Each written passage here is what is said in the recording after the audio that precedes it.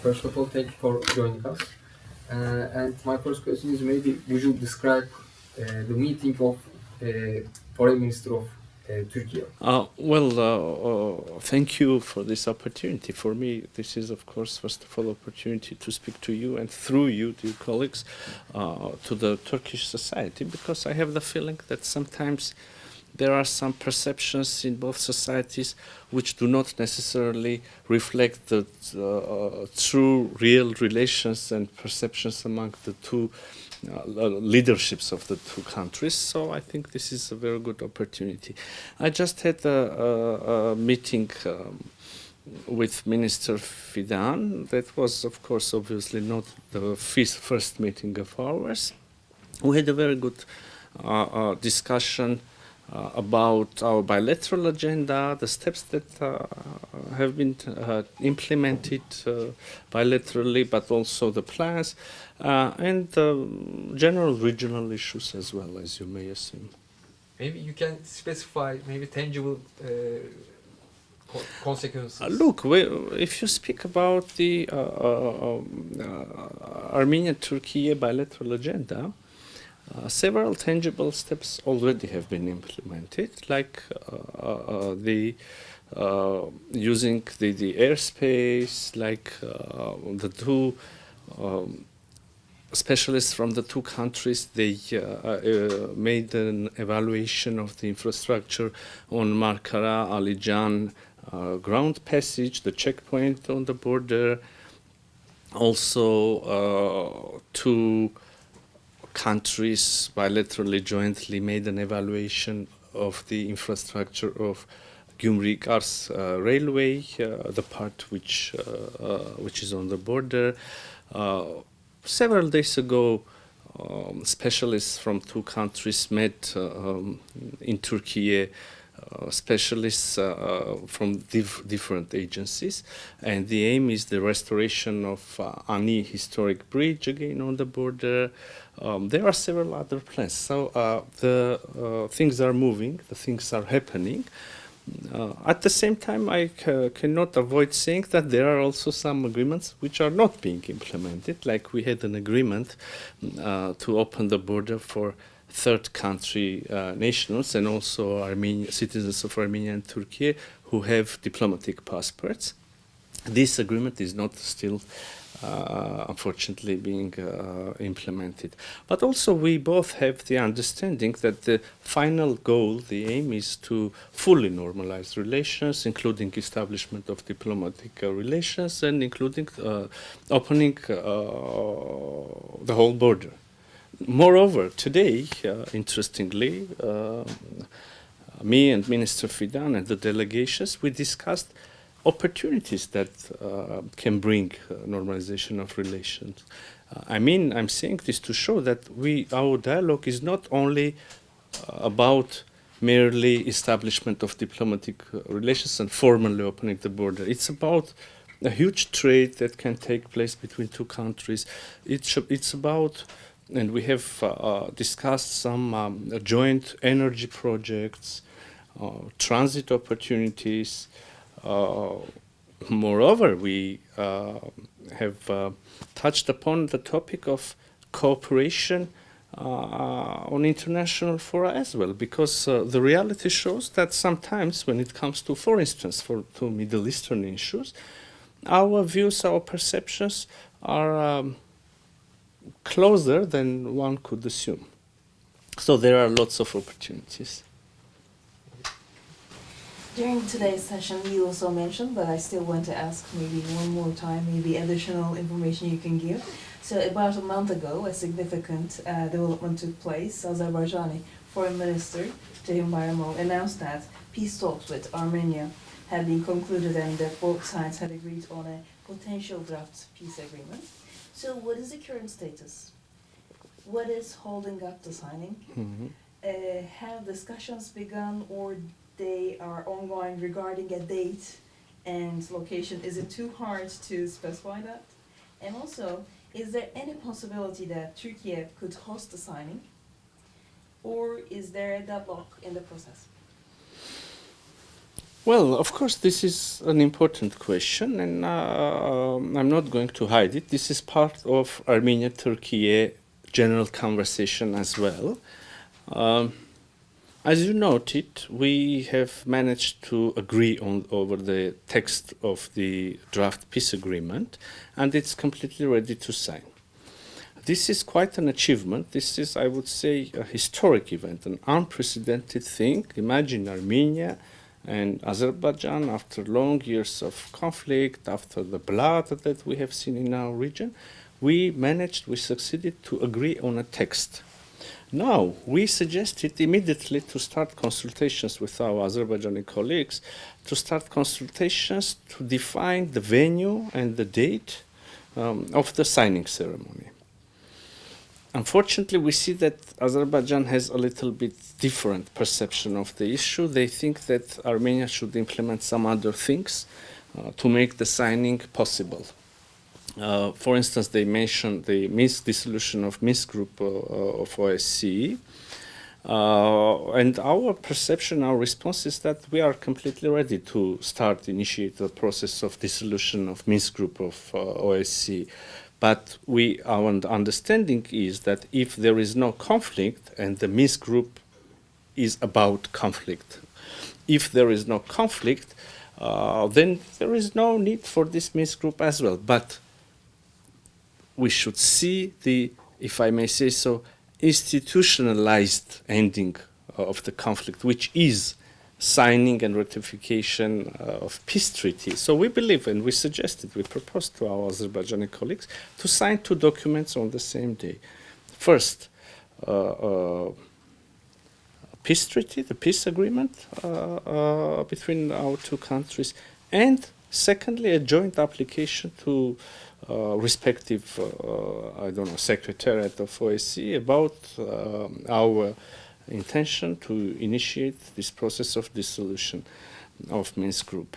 Also, our Azerbaijani colleagues make continuous references to the Constitution of Republic of Armenia. They demand an amendment in our Constitution. They say that in our Constitution, in preambular part of the Constitution, we have a reference to our Act of Independence, which is true, in which we have a territorial claim against their territorial integrity, which is a little bit not true, because only those parts of our Act of Declaration of Independence are valid in the sense of Constitution, which are literally quoted in the Constitution. Moreover, the agreement which we are going to sign, it addresses the issue. So, and here I need to give a little bit more details to understand fully the situation. So, in the agreement, we recognize each other's territorial integrity within the borders that existed between our countries as Soviet Socialist republics at the moment of dissolution of the Soviet Union, and then they became internationally recognized borders. So this fully addresses the concerns of Azerbaijan's side, otherwise they wouldn't have agreed over the text. And this fully addresses also our perception. If we sign this treaty during and within the process of ratification should go to our constitutional court for a conclusion, for an opinion. This is our legal procedure. So if our constitutional court says that this sentence, this provision fully complies to our constitution, I mean, not having any territorial claim beyond the borders, which is acceptable for Azerbaijani side, which is internationally recognized. So if the Constitutional Court says that this sentence, these provisions, correspondence complies with our Constitution, that means there is no issue. So the answer, the solution, is not beyond the peace agreement, but it is within, it is inside the peace agreement. And the shortest way to address the issue is to sign and ratify this peace treaty. At the same time, I can say that, of course, theoretically, there is a possibility that Constitutional Court gives a negative conclusion. They say that this does not comply with the Constitution. But I have a solid basis to say that most probably they will say yes, they will give a positive opinion. Because, yes, this is very interesting, several months ago, in September, our Constitutional Court gave an opinion on a very similar issue. We had another document signed between Armenia and Azerbaijan. This was a first ever international document signed between two countries. This was the regulation of joint works of respective border commissions. In other words, the delimitation commissions. So in this regulation, we, the two countries, again agreed that the basis of delimitation should be the Almaty Declaration, which says almost the same which I just quoted. The borders are those which existed at the time of the dissolution of Soviet Union. So again, to ratify the document, we applied to our Constitutional Court. And our Constitutional Court said that this fully complies with our Constitution. So I have a solid ground to suppose that in case of the peace agreement, which says the same thing, there is a good chance that our Constitutional Court again will say that this corresponds to our Constitution. So there is no issue. In parallel, we see and we have our own concerns regarding the Azerbaijani Constitution. And again, I will explain. This is not just a mere mirroring of the issue. In their constitution, they have a reference to their Act of Independence. So in their Act of Independence, they declare that this Republic of Azerbaijan is the successor of First Azerbaijani Republic, not the Soviet one. And the First Azerbaijani Republic, which existed before the Soviet Union, declared their sovereignty over much larger territories than today's Azerbaijan. It includes more than 60% of today's Armenian sovereign territories. So we have our own concerns, but why aren't we raising this issue continuously? Because we see, as I said before, in case of our constitution, the solution is in the peace agreement. We sign it and we address the issue. That's it. So coming back to the main issue, we are very constructive. We are very flexible. We have worked hard to have this text. Now it's ready to sign. There is no single peace agreement in the world that addresses all possible issues. If the two societies, any two societies, have the history of enmity, history of hostilities, they cannot solve everything by one document. And in our peace agreement, we establish a bilateral mechanism, a bilateral commission to oversee the implementation of the agreement, to handle all possible hardships, turbulences which can and definitely will occur, but we establish a mechanism to manage this process. So again, the expectation that all possible questions should be answered before they can sign, I would say is not fair and is not realistic. So what should we understand? Are you still negotiating? And do you have an offer for the time and place? And can Turkey will be the host? Yeah, I'm sorry, I forgot that part of that part of the issue. Yeah, because I think this is important for everybody to understand all the nuances. Otherwise, you won't have the clear picture of where we are currently. Yes, we do negotiate because there is no other option. Which is the alternative of negotiations if we do have a peace agenda? So we continue the conversation. As for the venue, it's not important. We can sign it. There is an idea to sign it on the border between Armenia and Azerbaijan. There are several other capitals who suggest their services. I'm not excluding anything. I haven't got that proposal. I'm not excluding anything. So Mr. Just the follow-up of the first question of my colleague. By the way, I also followed your interesting debate with Ceyhun Bayramov and your Georgian counterpart.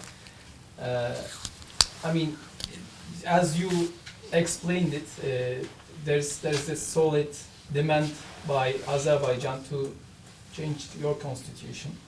So, a short question, would you consider a constitutional change? I mean, there were talks of holding referendums in Azerbaijan. So, would you consider a constitutional change to sign a peace agreement with Azerbaijan or not? When the democratic revolution in Armenia took place and our current ruling party came to power, we almost immediately said that we are going to amend our constitution. Moreover, it's as I see it now, it's going to be a new constitution, not even an amendment of an existing one. And the mandate of the current commission, which is preparing the constitutional amendments, discussing the legalistic and legal mechanisms, the mandate is coming to its end in 2026, I believe, and in 2026 we are having parliamentary elections. So since 2018 we have been speaking about the necessity of new constitution, and it is in our agenda, so we are going to have it. But connecting it with Armenian and Azerbaijani normalization is not constructive, is not again, I will come back to my previous formulation. You have two choices, two options. You can sit and wait until all answers to all possible questions are given and then only act, or you can start. I will use the same thing that I said during the panel discussion. Putting a brick and then another brick and then another brick, start the process of normalization, and I'm confident that sometimes later we can look back and see that we have built a solid, a powerful bridge. So we suggest to start immediately. Do you find the Azerbaijani demands, not only the amendment of the preamble or the OSCE mission or even the EU mission, the monitoring mission, even though many of these demands are already addressed, as far as I understand from your comments, within the peace treaty, like, do you find them like with good intentions, or do you think Azerbaijan has a broader imagination or agenda over here?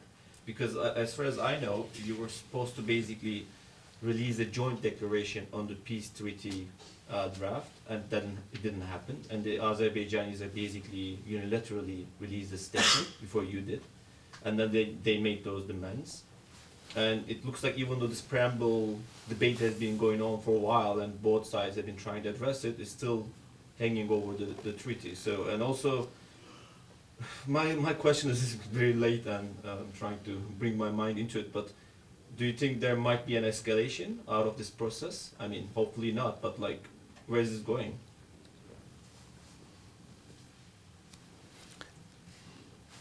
Very important question. Regarding the details, for instance, the European monitoring mission, the mandate of the mission is in general to support the normalization process, to support the stability along the border between Armenia and Azerbaijan. And as soon as we have a peace treaty entering into force, we won't be needing this monitoring anymore. As soon as we have stability along the border, that means that the mandate, the mission is accomplished, and we won't be needing any additional services there.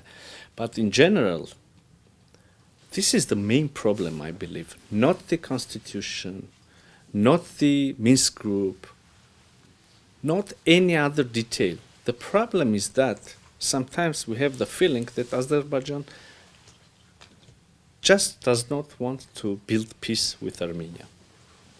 For what calculations, I cannot say, but we do have concerns that they don't want to finalize the normalization, they don't want to finalize the negotiations, to sign the peace treaty, to, I don't know, there are several other tracks. We have made several other proposals on connectivity issue, on mutual verification and arms control.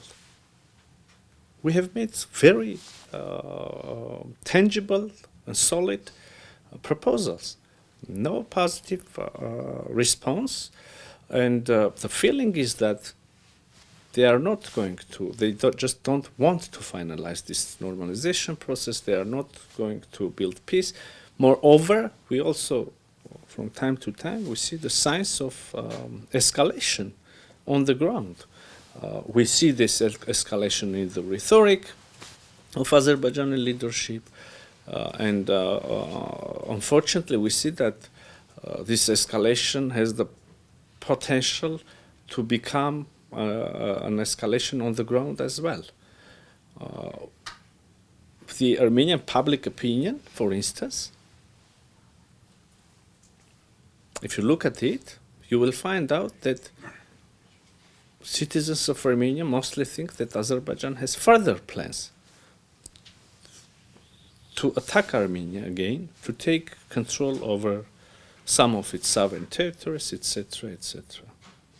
So probably the answer of all possible questions is in your question. As soon as we find out the true intention of Azerbaijan, we most probably will find out answers to the other questions as well. From your comments, I understand that Azerbaijan still didn't give a definitive answer for further meetings on where to and how to sign this peace deal, right?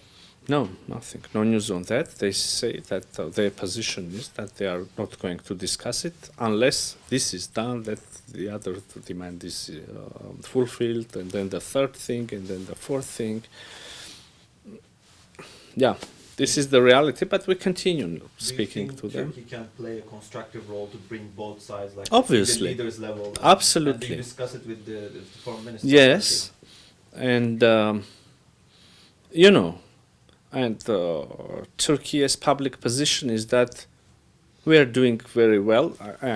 This is my interpretation. I'm not literally quoting any statement by Turkish officials, but my overall impression is that Turkey's position is the following: that yes, we are doing very well on our bilateral track. We have this project, that project. We have the intention to fully normalize Armenian-Turkish relations, but we cannot do it completely before the Armenian-Azerbaijani normalization is completely implemented.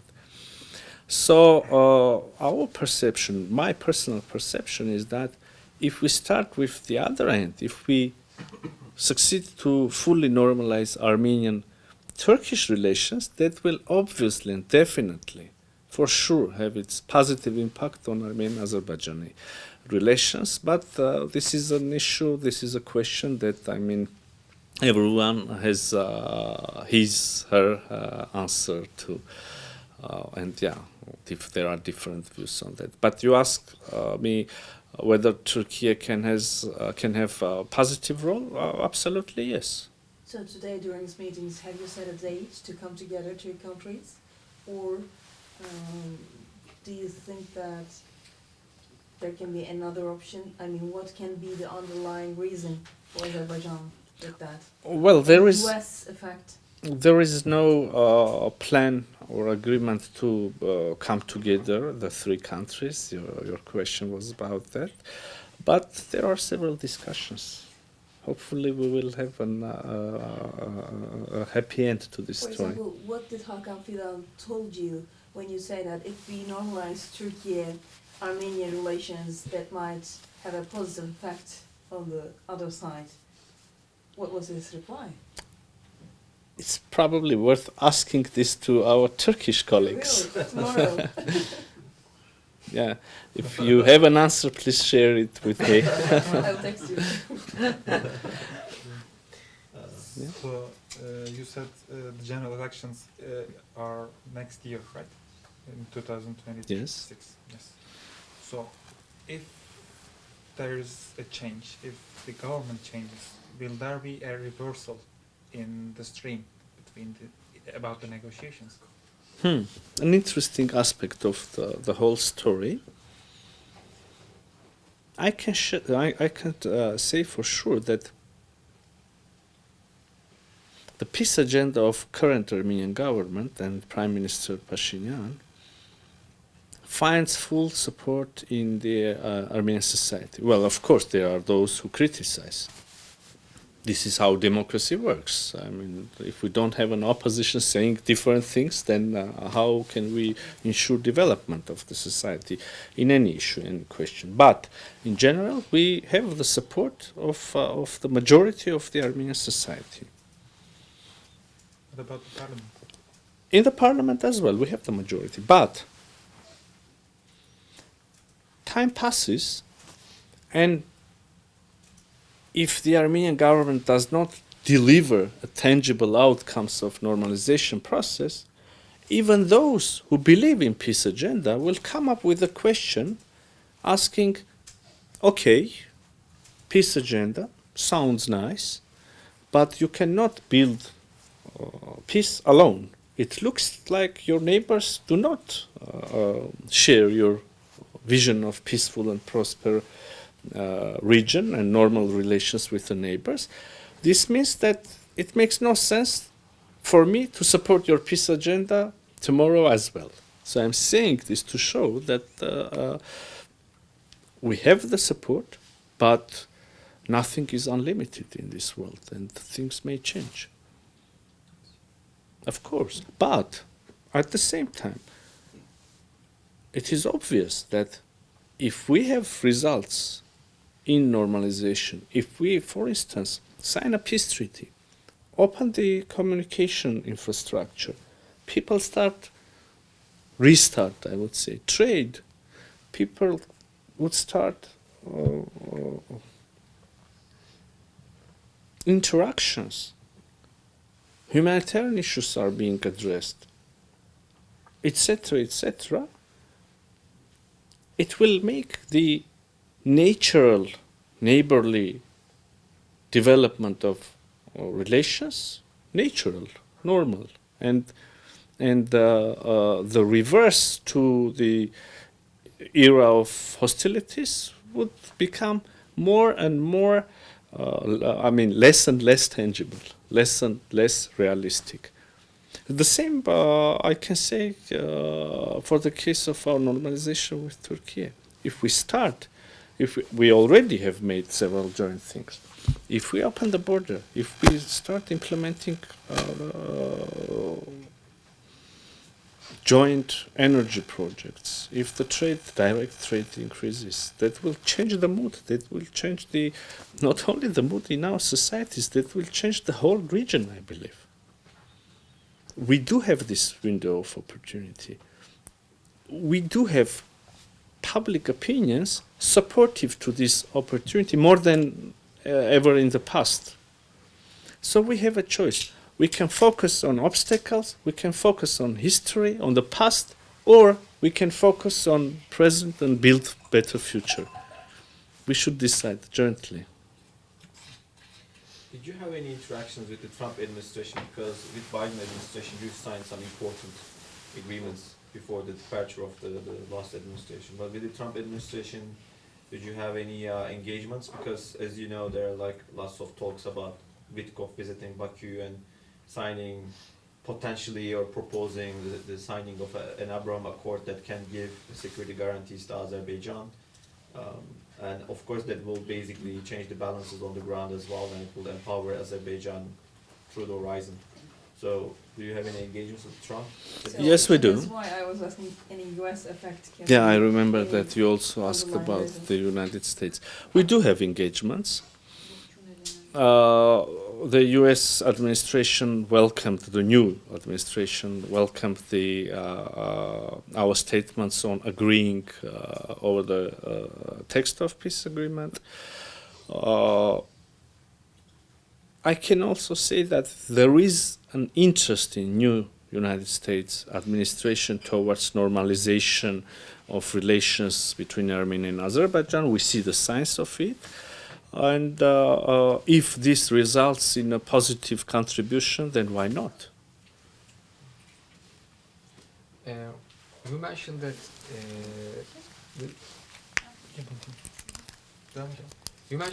the potential changing mindset of Azerbaijan. Can we say that the public opinion of Armenia has distinctive different between Azerbaijan relations normalization process and normalization process of Turkey? You know, to tell the truth, some wounds are still very fresh, and it's not easy. The issues are very sensitive for both societies, I believe, not only for Armenian society. But we also see that I'm not probably to tell an opinion on Azerbaijani society or their public opinion. I mean, that would be a little bit. That would need a little bit more studies or information. But I can say for sure, for the Armenian society, there is a support to the peace agenda. As I said, there is a support to the this normalization process. Despite the fact that the wounds are still very fresh. But also, we should deliver. This is the main issue. We should fulfill the expectations. Otherwise, again, the moods can change. I cannot see huge difference between the perception of Armenian-Azerbaijani relations and Armenian-Turkish relations, except the fact that, as I said, in case of Armenian-Azerbaijani topic, the wounds are very fresh. There are still the humanitarian issues that are not addressed so far.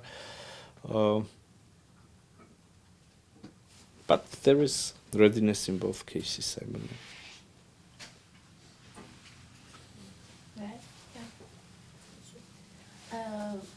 What I'm going to ask is, you said boots are very fresh, but last month Armenian Prime Minister Mr. Pashinyan made remarks to Turkish journalists in Yerevan that were widely interpreted as signaling a new chapter in relations between two countries. Pashinyan said, "Our official position is that international recognition of Armenian genocide is not currently among our foreign policy priorities."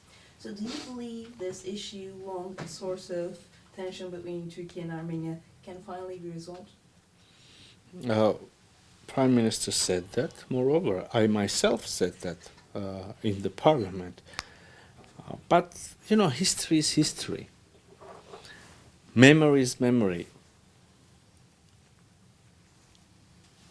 It could be very hard to forget the ancestors and forget the history. But one thing is paying tribute to the past, to the history, and completely different thing is living in the history.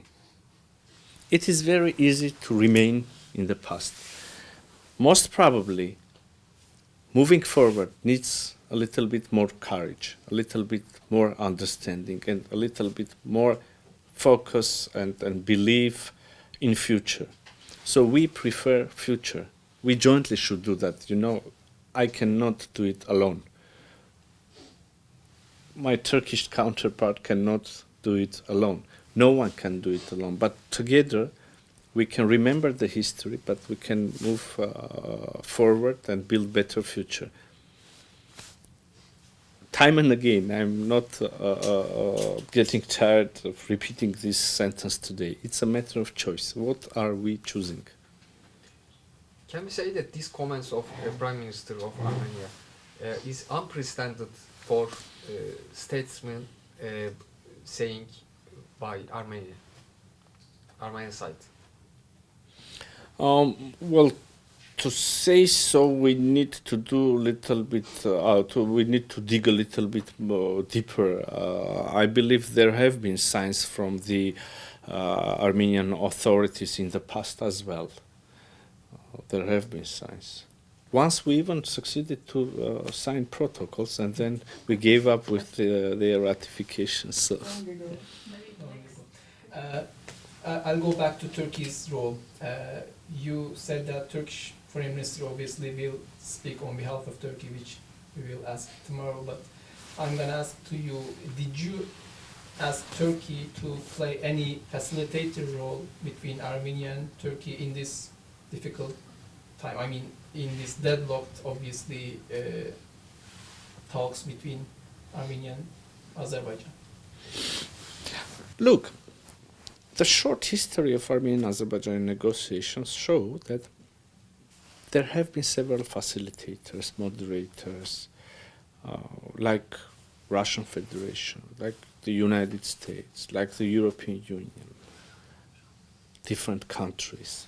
But the history of Armenian and Azerbaijan negotiations show that when we had bilateral negotiations, those negotiations were the most successful. So probably we can have engagement of all the countries which are interested in peace in South Caucasus, in peace between Armenia and Azerbaijan, in some way. But when it comes to concrete negotiations, when we are left alone, the two countries alone in the room, we are able to talk directly. We have the contacts. We easily exchange thoughts.